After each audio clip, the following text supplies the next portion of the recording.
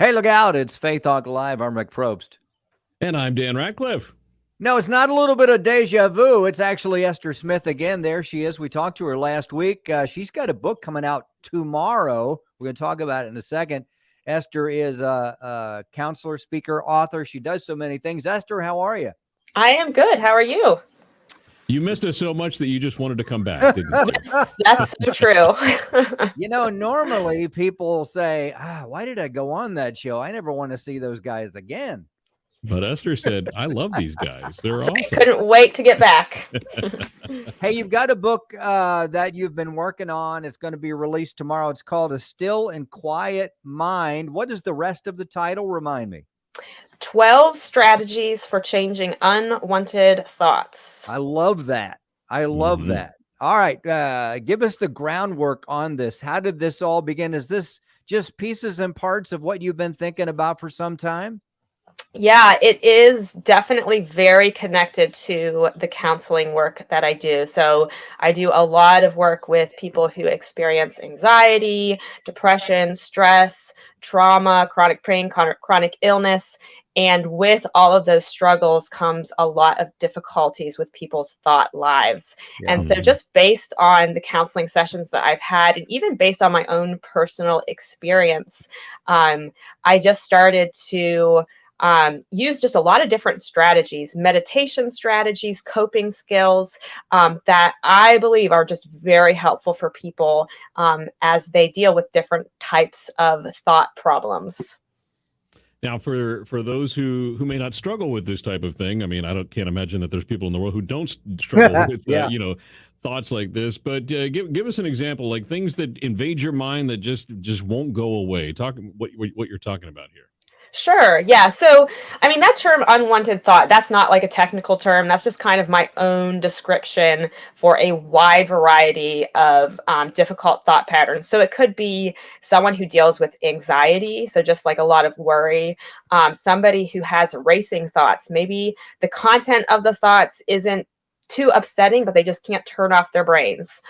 Or it could be some more significant, difficult thoughts, such as intrusive thoughts, which kind of appear out of nowhere and often have this very shocking content. People feel like they cannot get rid of them. It could be thoughts that connect back to a past trauma. So just memories of what happened, or just intrusive thoughts related to something very distressing that happened in the past. So that concept of an unwanted thought kind of describes a wide range of thought problems. And that was a big part of the book. And the reason for writing the book is this idea that not all thoughts are the same, and we might need different strategies as we're facing different types of thoughts. Esther, let's talk a little bit about trauma, because you sparked something that I constantly wrestle with back. I'm trying to remember when we had the crash back in 2008, whenever it was. It just whacked us all, and we lost financially. I mean, living on credit cards, and then finally crawled out of it. With God's help and wisdom and being practical and cutting back.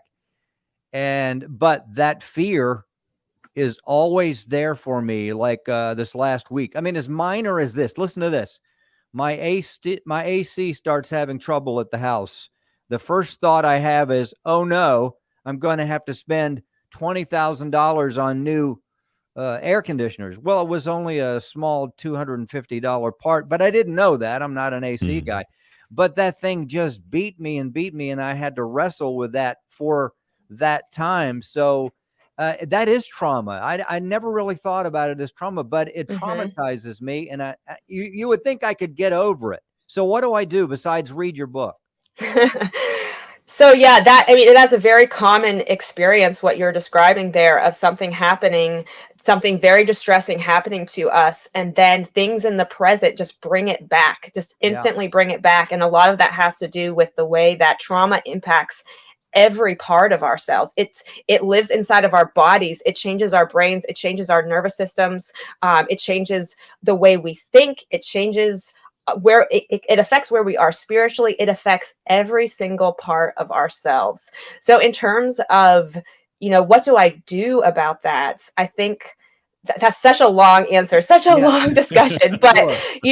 I give a couple thoughts. Is one, just recognizing it for what it is really important. Like being able to trace it back to the trauma and identify that, oh, this is a trigger. Actually, when this happens, I'm being triggered back, and just kind of being able to make that connection. Some people have not made that connection yet. I think a second thing is kind of realizing, okay, how does this impact my body? When this comes up, what's going on inside of my physical body, and what are some things that I can do to calm that? Could I take a deep breath? Could I go sit outside for a few minutes? Could I read scripture? What's going to help calm my body down? So a lot of them is about awareness of what's going on inside of you, what thoughts are coming up, how it's affecting you spiritually, how it's affecting you physically, and being able to address that kind of holistically, if that makes sense. That's so good. Yeah. And Esther, you say in the book, you give 12 strategies for helping to, kind of get rid of those unwanted thoughts. Obviously, we don't want to go through all 12 of them because we want people to read the book, but give us a couple, of the big ones of what folks can do when those thoughts really start to intrude their minds. Yeah. So I'll just kind of give a very simple strategy that you could do right now, if you're dealing with some difficult thoughts. And just take a second. If you're listening to this, maybe you're washing dishes, maybe you're focusing on something else, but just pause from that for a second, and just take in a deep breath through your nose, and then let it out through your mouth. And again, in through your nose, and let it out through your mouth.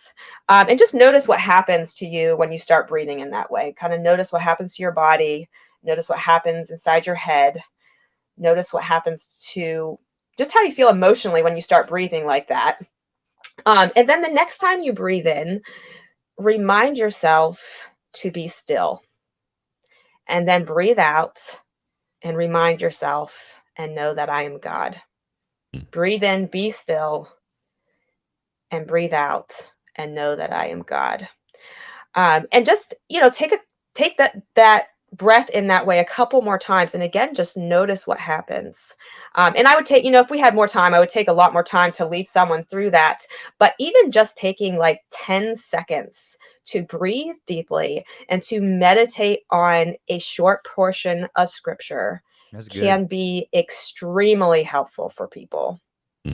Esther Smith, we're talking about her book. It's a really good book. It comes out tomorrow. We'll give you the website you can go to get it. Now, let's flip it just a little bit.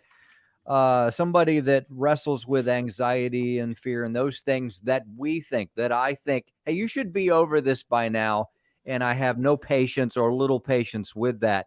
How can we correct that? Because we don't want to shock them out of, well, you can't, right? You can't fix them by shock. But we want them to be able to walk through that and get on the other side of it. How can we, with your book, help people with those things? I think that there needs to be so much patience for people who are struggling in those ways, because often there are factors that we cannot see that are contributing to what is going on. There may be something going on in their body physically, something genetic, something related to a chronic condition. There could be something in their past that we just know nothing about that is leading to their anxiety going on to today. So the first thing I would say is that we need to be very, very patient with people, and to even realize that as much as we should have very high expectations for people to be able to move through difficult thoughts, there are going to be people who will struggle in this way for a very long time, and maybe even for their whole life. Like, this could be someone's thorn in the flesh, right? Yeah. So I think that, like, that can sound like, oh, that's so hopeless, but I actually think that's super hopeful for people, because so often people are just pressured and made to feel ashamed or guilty or bad because they're struggling in this way. And there just needs to be so much grace and so much patience. And I think it's actually out of that grace and patience that a lot of times people will start to improve when they stop putting so much pressure on themselves, when they feel like people are there for them. So that's where I would start. I could say so much more, but I think I just want to emphasize, like, let's just be patient with people. People are going through things that we may not understand, and give them grace in that.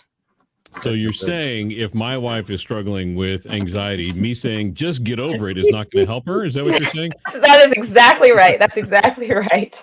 How about that? I say that, I say that tongue in cheek, but we do that a lot of times. We're like, hey, God's got this. Just get over it, and we don't understand really what they're going through and the struggle that it is. Yeah, absolutely. Yeah. You didn't realize you're going to do marriage counseling and help a washed-up radio talk show host right here, all in the same 10 minutes or so. Yeah. Esther Smith, Still and Quiet Mind. That book, you want to pick that up. It's let me see. Can I read that? EstherMarieSmith.com. Okay, there it is. All right. It was all together there. My mind went, what is it? There it is. That's a big word. EstherMarieSmith.com is a great place to go to. All right. So that is going to be released. Then what? Are you going to read reviews? How are you going to handle that? How do you handle when you release something? What do you do once it's released? What does Esther do? Especially in this case, the concepts in the book are things that I'm working with all the time. Like these strategies, these are things that I teach people in my counseling sessions. These are things I teach people in meditation classes that I do. It's things that I use myself. So with this particular book, like this is all stuff like I'm going to be sticking with it for a really long time because it's just a part of my daily work that I just really love so very much. Love that. Such a delight, Esther. We appreciate you. Let's talk to you again. Can we in a couple of months and see? Let's talk about the book and what you found with those that have read it. And again, there's that website if you're watching Facebook Live or YouTube Live, EstherMarieSmith.com. Get that book. It is amazing. Let's take a break. We'll be right back. I'm Rick Probst. And I'm Dan Ratcliffe. This is Faith Talk Live.